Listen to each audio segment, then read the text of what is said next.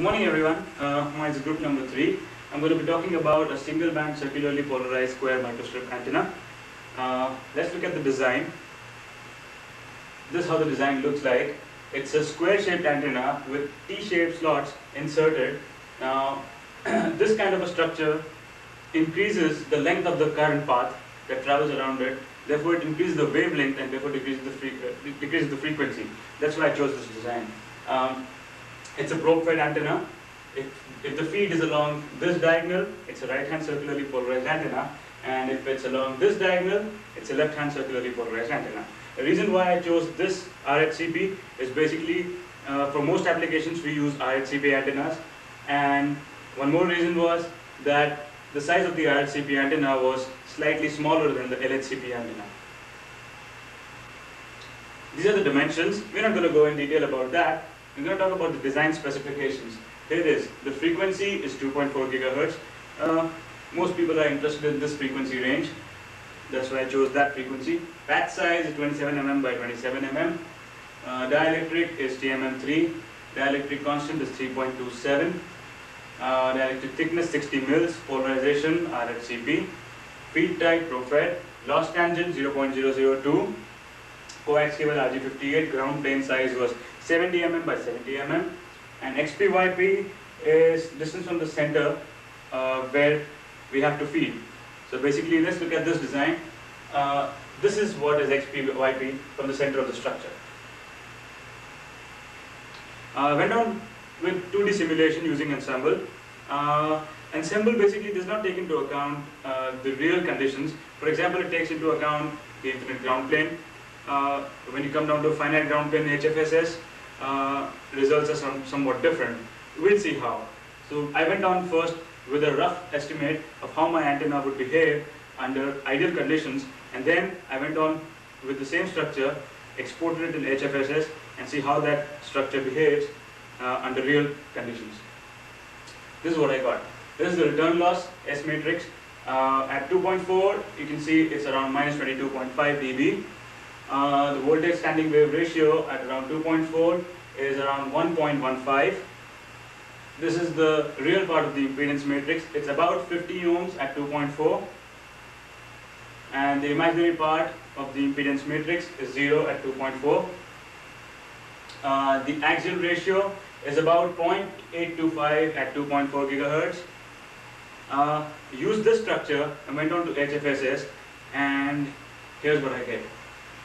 The magnitude of the return loss in dB, of course, is around minus 25 dB at 2.4 gigahertz, which is an improvement.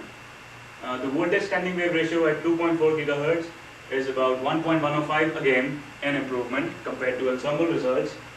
The real and imaginary part of the impedance matrix, real part is 56 and imaginary part is 0 at 2.4 gigahertz. Factors affecting the axial ratio.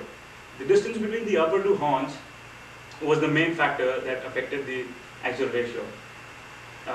It fluctuated as and when I increased or decreased the distance between the upper two horns. And the size of the center slot was also another factor which affected the axial ratio. This is how the structure looked like. This was done with the help of a milling machine, and as you can see, this is the antenna and this is the ground plane. The size of the antenna is basically almost the size of a quarter, and it's right-hand circularly polarized probe-fed. This is the center slot, and this is the distance between the upper two horns we just spoke about. Antenna gain pattern. Okay, at 2.4 gigahertz, the antenna gain was about 3.25 dBi, and we went on with the to test the antenna at Anand Microwave Incorporated. And with the help of their antennas, using a receiver transmitter, using my antenna as a receiver transmitter, we tried to figure out if it was right-hand circularly it was circular polarized or linearly polarized. It is. As you can see, the directivity pattern, broadside radiation.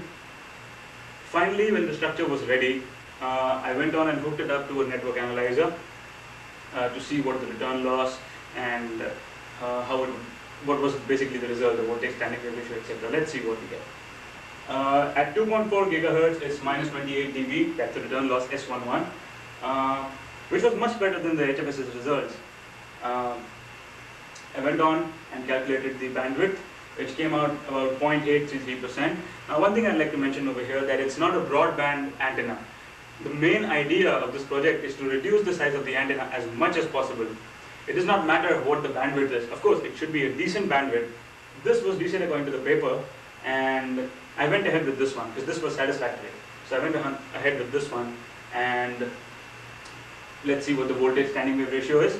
At 2.4 gigahertz, the voltage standing wave ratio is about 1.08. Again, an improvement compared to the HFSS and ensemble results.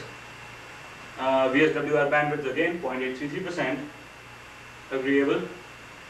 This is at 2.4 gigahertz, the real and imaginary part of the impedance matrix. Real part is about 56 ohms and imaginary part is about 0.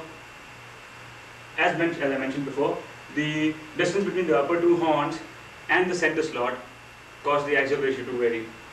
And another factor that affected, I figured it out while I was simulating in HFSS, was that as and when I moved along the diagonal, the axial ratio kept changing. So that was another factor that I came across. This is the axial ratio for ensemble results. It's about 0.89 at 2.4 gigahertz. And this is the design without the T-shaped slots. Square structure, right hand circularly polarized, center slot. When I went down and simulated in ensemble, I get a return loss of minus 14 dB at 2.4 gigahertz.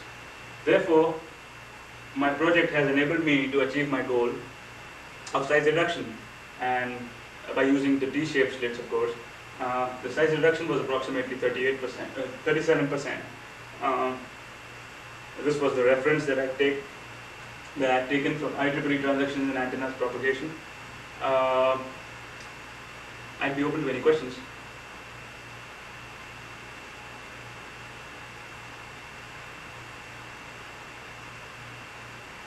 Thanks.